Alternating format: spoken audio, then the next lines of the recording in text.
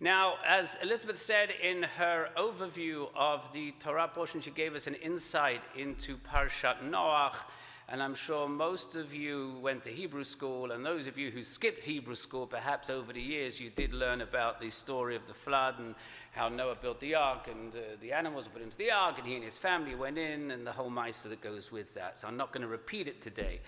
But only focusing on this childhood version of the story, we don't get to realize that what's lurking beneath the surface is a lesson on what we need to do and what we shouldn't do in order to build a successful society.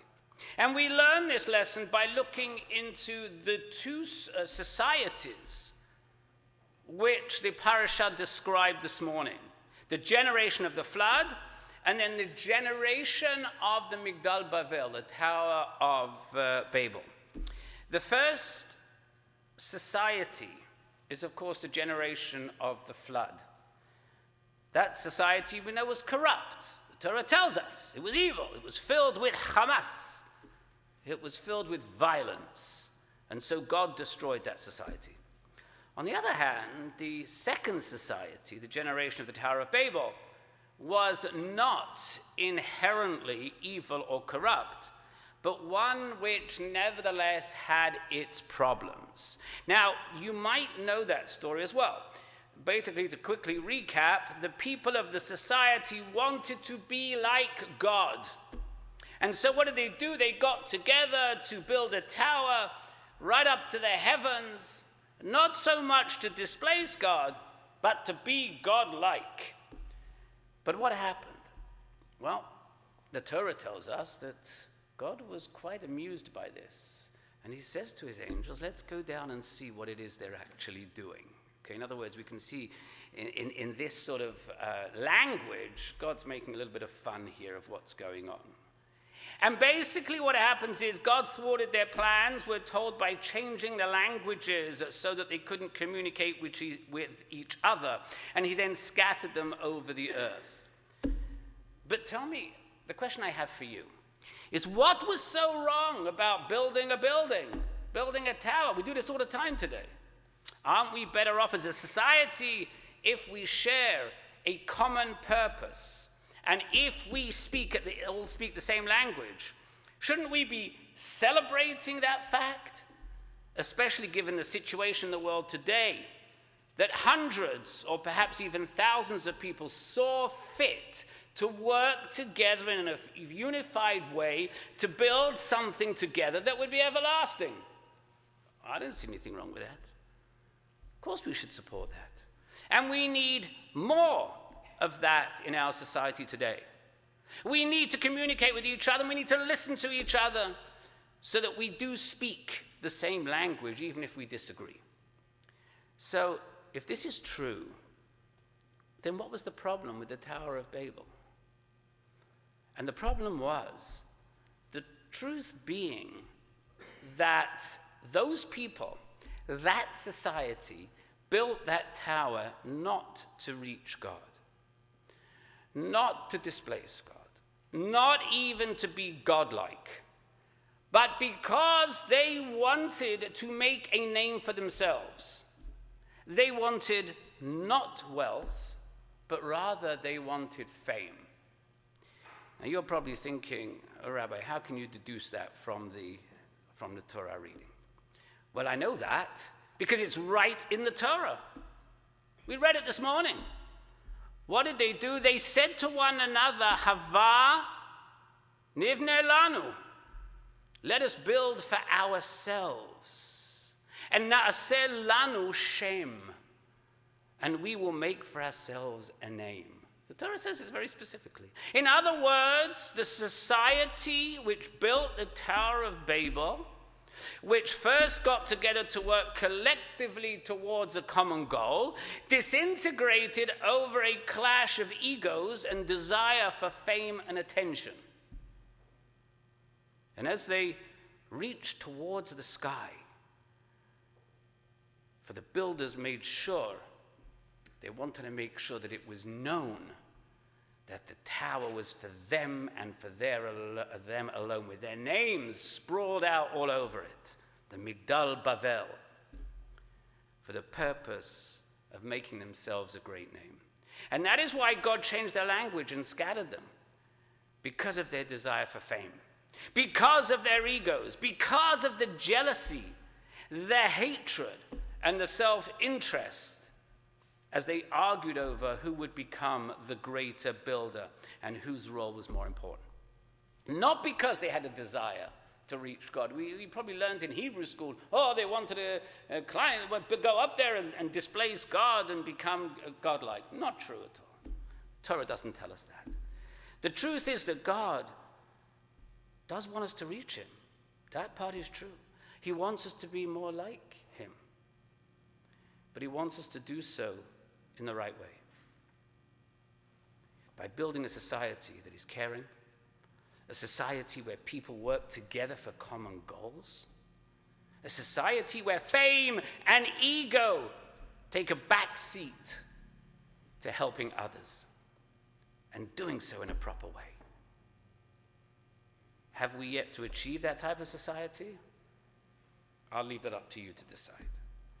And that is why I want to share with you 2 examples from a television show that I'm not sure whether it was anything other, whether they are anything other than publicity or fame, and still stands in the way of building the ideal society, but also comes at the expense of hurting the feelings of the very people who need the help the most. How many people here, and you can put your hands up if you want, or if you're embarrassed to do so, don't do it, know the television show The View? You don't know The View? Okay. Interesting program. I'm not going to talk about the speakers that speak on The View. I'm not going to go there now. I've done a sermon on that. There, a few years back, The View was sponsored by Ford. Ford also was promoting breast cancer awareness, prevention, and treatment. And in this one episode, a woman was interviewed who has breast cancer. She explained what she's going through, the pains, the psychological trauma, but most worrisome was the high medical bills and how her family couldn't afford a car. And because of that, her husband had to walk 14 miles to the hospital just to visit her. So what do you think happened? Well, naturally, at the conclusion of the interview, out comes a brand new Ford car for the family, to, of course, a lot of wild applause of the audience. It's the same idea that we experienced many, many years ago. And one of the benefits of YouTube is that you can actually go back and see a lot of these very old programs. But one of my colleagues turned me on to a very old television show which was called Queen for a Day. Okay, I can see people remember it. Okay. So someone who is down and out on his or her luck shares their story with the public and is rewarded. But then I look at this and I say to myself, what exactly is the person being rewarded for? In our society, the reward is for being willing to publicly embarrass yourself or give publicity to a television show. But these examples are not in any way, shape, or form the way Judaism teaches us how to deal with those who are less fortunate in our society. And if the stories in the Torah this week come to teach us how to destroy a society rather than how to build one, maybe we should start by learning the Jewish way of doing so. We should not be like the society that built the Tower of Babel. We should not be interested in making names for ourselves. Rather, to build a proper society, we must do so by helping others and doing so in the quietest possible way. If Ford, for example, wants to donate money to breast cancer, kol hakavod, and they should be commended for it. If Ford does so because they want publicity, well, of course we can then question their motives. But at least they have the wherewithal to do something, and they're doing something good for people.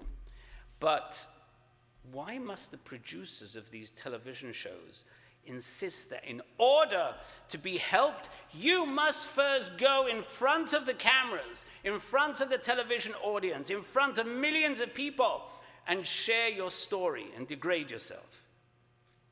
Why can't other people, good people, find worthy and who are found worthy and needy, and quietly help them, whether it be cash or food or whatever product or sponsor the sponsor shows and promotes? And why? Because sadly, that is not how our society does things. Instead, we're only willing to help others if we get some fame or publicity for it. And we're only willing to help others if they agree to publicly share their misfortune. As a society, as a Jewish society, we do better. How do we do better? Well, one way is we help and build and create the kind of society that will not be destroyed because of greed or ego. Follow the ideals first laid down by Maimonides, by Rambam, over 1,000 years ago. Maimonides laid down the 8 degrees of tzedakah, the 8 levels of doing or giving charity. The lowest form of tzedakah, of giving charity, is where the giver contributes with resentment, thereby humiliating the recipient. And I've seen it myself. I've seen it when somebody you go to says, we're raising money for so-and-so, will you help? And they literally throw a check at you. But I mean throw it, because they don't really want to do it, but on the other hand, they feel embarrassed, so they're going to do it. That is the lowest form. On the other hand, according to Maimonides, the highest form of tzedakah is offering a person a gift or a loan, entering into a partnership with him, or providing work so that he or she can be self-supporting. How often do we see that on television? How often do we see one of these sponsors say to somebody, you know what, don't go in front of everybody, we're going to offer you a job. Be there Monday morning, you'll start a job. For what it's worth, the examples I mentioned probably rank about 6 on Maimonides' scale. The giver puts the coins in the hands of the poor, but only after being asked.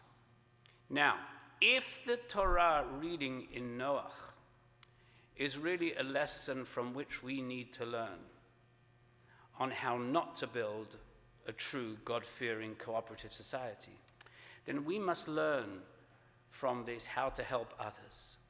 But do so out of the goodness of our heart, not because there is any other ulterior motive.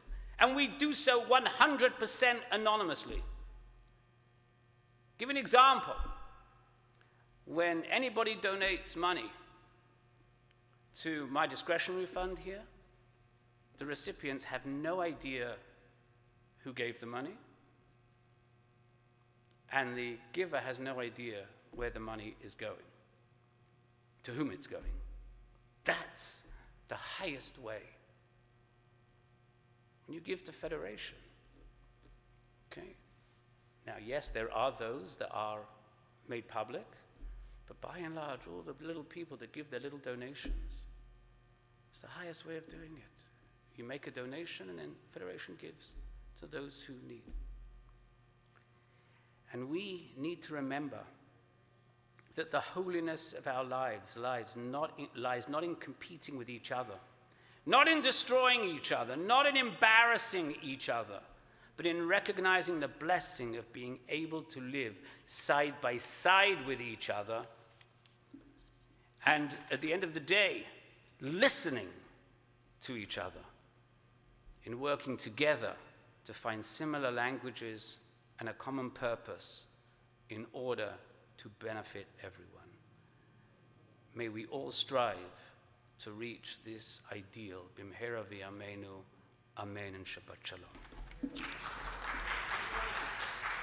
Thank you.